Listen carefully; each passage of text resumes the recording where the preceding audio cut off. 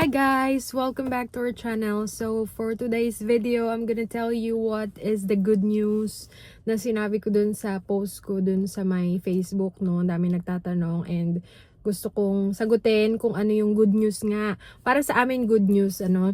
Kasi nga, 'di ba, na-promote si Travis as a senior chief and we're waiting for next order kung saan kami sunod na pupunta. So na-select siya guys, and ang good news ay dito ulit kami sa Virginia. Para sa amin ay good news kasi nga para hindi na kami lumipat dahil last tour na namin ito at dito na siya magre-retire kasi 3.5 years na lang ata o yun, magre-retire na siya after nitong last na ano niya, last tour is pwede na siya mag-retire. Tapos, hindi namin alam kung saan kami, kung lilipat ba kami after ng after ng duty niya dito ng 3 years or after niya mag-work dito ng 3 years.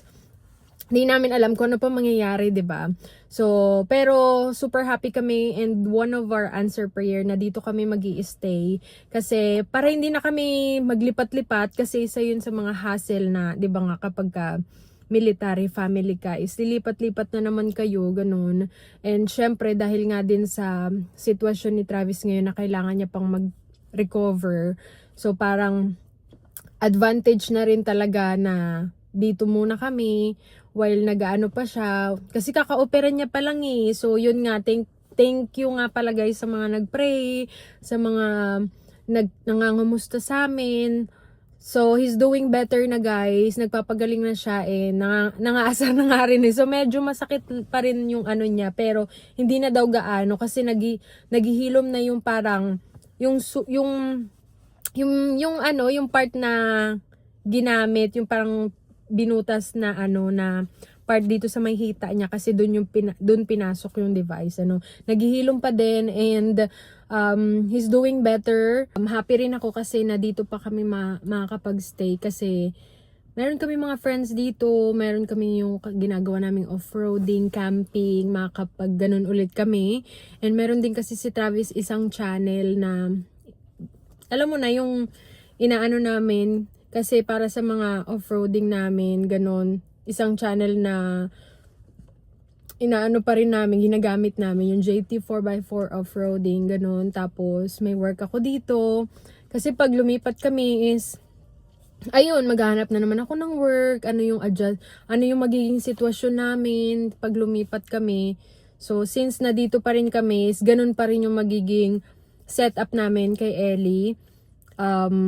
Unless na lumipat ako ng ibang trabaho or what, pero sa ngayon dito pa rin ako guys. And yung work naman ni Travis is umaga hanggang hapon siya, no. Tapos hapon hanggang gabi kasi yung work ko, tapos siya naman is umaga hanggang hapon. Kaya kaya it works out pa rin talaga, no. So ayun, super happy kami kasi nga dito pa rin kami mag-stay.